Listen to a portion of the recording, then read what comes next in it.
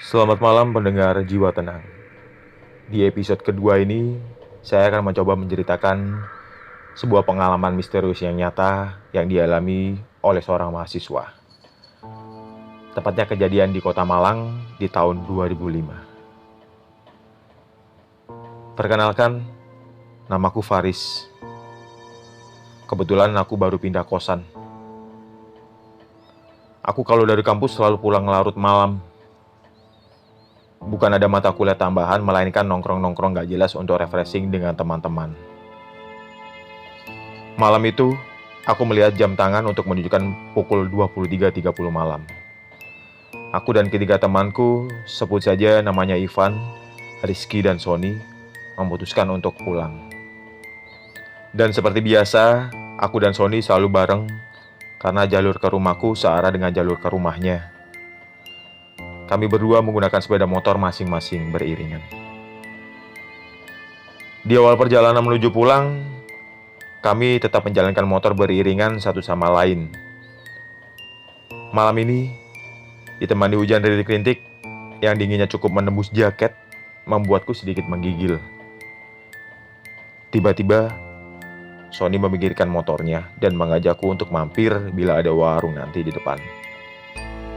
Karena kami memang belum makan sejak dari siang, aku mengiyakan dan menyetujui. Kita pun kembali jalan, dan aku jalan di belakang Sony. Di perjalanan yang sepi ini, hanya ada beberapa pengendara. Sebenarnya, malam ini malam yang aneh. Biasanya, aku pulang ke kosan jam 12:30 malam aja nggak seperti ini. Walaupun hujan rintik-rintik, pasti masih ada aja orang yang berlalu lalang. Namun aku tepiskan pikiran seperti itu. Mungkin itu hanya perasaanku saja. Sialan, malam ini memang begitu dingin sekali. Aku kurangi kecepatan motor karena dingin yang membuat konsentrasiku buyar saat mengendari motor. Tiba-tiba Sony yang di depanku berhenti. "Kenapa Son motor lu?" Tanyaku kepada Sony. "Tadi aku gak lihat ada polisi tidur gede banget, gue hantem aja. Makanya aku berhenti untuk ngecek takut kenapa-napa nih motor," jawab Sony. "Polisi tidur? Setauku ini jalan gak ada polisi tidurnya. Dan aku dari tadi di belakangmu juga gak lihat kamu menghantam apapun," seruku kepada Sony. Dan hal ini membuat kacau pikiranku. Apa yang terjadi? Dan apa mungkin Sony hanya bercanda? Enggak lah, Sony gak mungkin bercanda. Karena setauku dia orangnya kalem dan untuk bercanda pun jarang sekali. Setelah Sony mengecek motornya, kita kembali berjalan. Dan aku melihat-lihat sekitar, ternyata hanya aku dan Sony saja yang berada di jalan malam itu. Dan itu membuatku heran dan penasaran. Tak lama kemudian, dari kejauhan, aku melihat samar-samar lampu menyala 5 watt.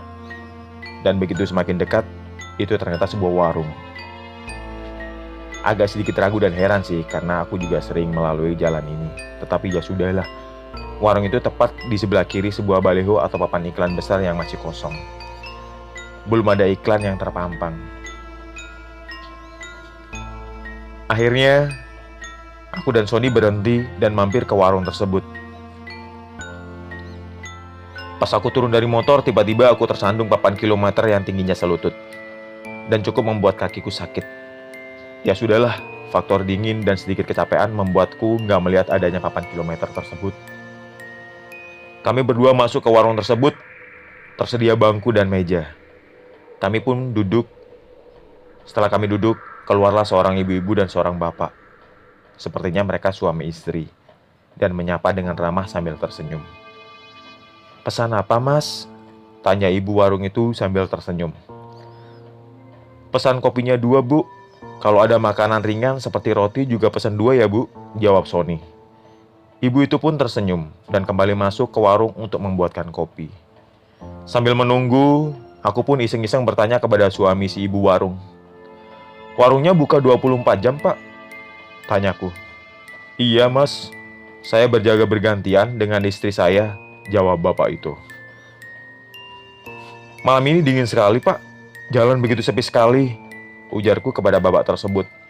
Dan bapak itu hanya tersenyum kepadaku.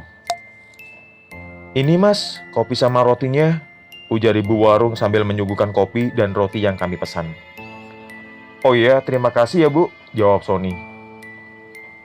Saya buatkan tahu isi juga, dingin-dingin begini enak loh mas, untuk isi perut mas-mas ini, masih hangat loh mas, ujar ibu warung.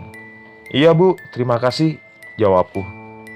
Lagi-lagi ibu itu tersenyum kembali kepada saya dan Sony. Lalu aku ambil tahu isi itu. Kebetulan aku sangat lapar karena menerjang dinginnya malam ditambah rintik hujan. Setelah aku makan, ternyata enak juga nih tahu isi ini. Begitupun juga sambalnya. Sampai-sampai aku dan Sony habiskan tanpa tersisa. Seperti biasa, sehabis makan, aku bakar sebatang rokok sambil menyeruput kopi hitam hangat. Beberapa saat kemudian, semua tadi berapa bu? Kopi 2, roti 2, dan tahu isi kita berdua habiskan. Hehehe, ujar Sony sambil tertawa. Semuanya 20.000 mas, jawab ibu warung sambil tersenyum. Setelah kami membayarnya, kami pun segera melanjutkan perjalanan pulang. Saat aku menuju motor, lagi-lagi aku tersandung papan kilometer. Oke, kali ini saya benar-benar meleng. Penasaran dengan papan kilometer yang membuatku tersandung, aku pun melihatnya. Di sana tertulis kilometer 12. Setelah rasa penasaranku hilang, akhirnya kami pun memulai perjalanan pulang. Jalanan masih tampak sepi. Hujan rintik-rintik sepertinya tak mau berhenti juga.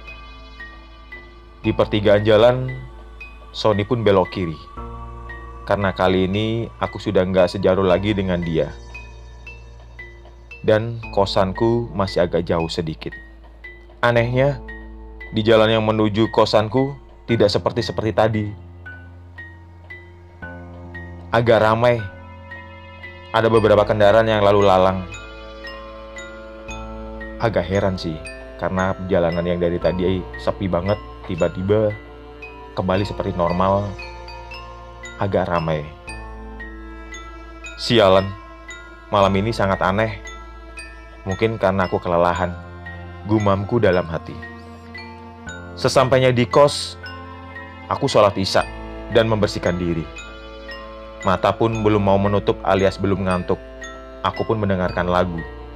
Tiba-tiba, HP-ku berdering, ada panggilan masuk. Ternyata itu Sony.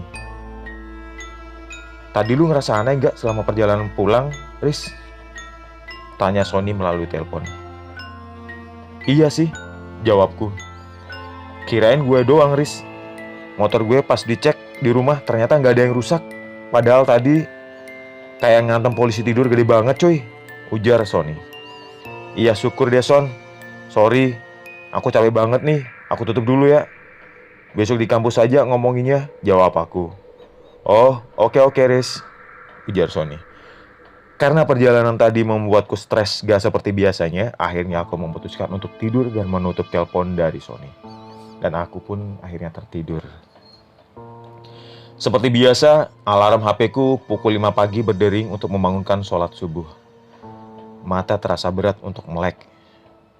Namun betapa kagetnya, aku karena terlihat samar-samar bapak dan ibu warung tadi sekarang tengah berdiri di sudut kamarku dengan muka pucat dan tanpa ekspresi.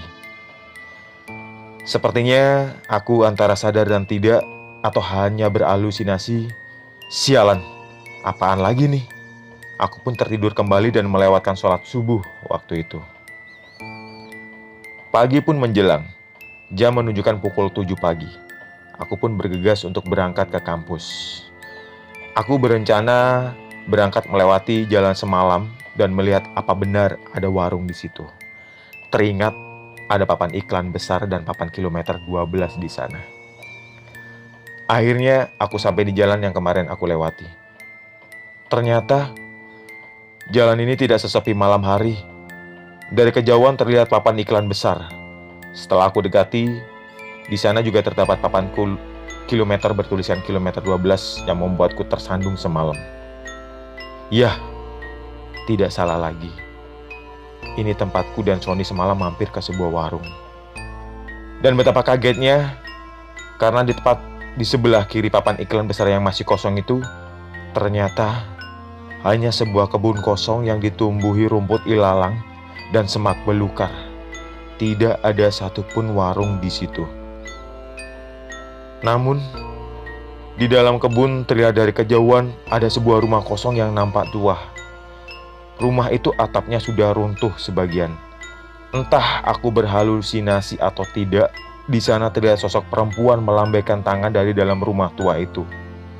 Dengan jelas, aku lihat rambutnya panjang, bergaun putih. Wah, itu membuatku gemetar dan aku cepat-cepat starter motor untuk segera pergi dari tempat itu. Karena aku belum sarapan dan gemetaran akibat hal sialan tadi, akhirnya aku berhenti di tempat jualan nasi uduk nggak jauh dari tempat tersebut. "Bu, nasi uduknya satu ya?" ujar aku. "Iya mas," jawab ibu itu. "Jalan sekitar sini pun sangatlah ramai. Apa mungkin bila malam hari sepi sekali ya bu?" Aku bertanya kepada ibu-ibu tersebut. Tapi dia sibuk. "Ini mas nasi uduknya." Ibu itu memberikan nasi uduk pesananku. "Iya terima kasih bu," jawab aku. Rasa penasaran membuat aku mengulangi pertanyaan tadi yang mungkin ibu itu tidak mendengar. "Bu, apa kalau malam jalanan ini sepi sekali ya? Tidak ada kendaraan yang lewat sama sekali?"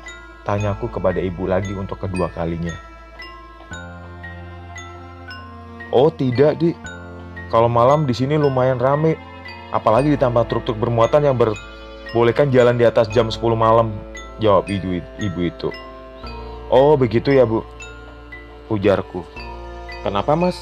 Kok mas pucat begitu? Sedang sakit ya?" tanya ibu itu. Dan akhirnya aku pun menceritakan kejadian yang semalam aku dan Sony alami. Dan ibu itu kemudian menjelaskan, dulu di kilometer 12 itu ada sebuah truk yang menabrak warung. Dan warung itu hancur tak berbentuk, menewaskan pemilik warung tersebut, yaitu pasangan suami istri. Dan rumah di dalam kebun itu adalah rumah pemilik warung yang tewas itu. Jadi yang mas makan semalam itu hanyalah tipuan mata aja. Mas itu sebenarnya gak makan apa-apa, ungkap ibu itu. "Saya sering melewati jalan sini, tapi baru kali saya merasakan hal seperti semalam," ujarku kepada ibu itu. "Ya, kemana-mana banyakin doa ya mas," timpal ibu itu. Setelah mendengar penjelasan ibu warung itu, aku pun rasanya ingin pingsan. Berarti penampakan di kamarku tadi pagi itu bukan halusinasi aku aja, melainkan penampakan hantu pemilik warung itu. Akhirnya aku tidak memberitahukan hal ini kepada Sony karena aku takut dia jadi trauma akan hal ini. Karena jalan ini pasti setiap harinya pasti akan kita lewati. Demikian sepenggal cerita pengalaman misterius yang bisa kita bagikan. Terima kasih sudah mendengarkan Jiwa Tenang. Sampai jumpa di episode selanjutnya. Selamat malam.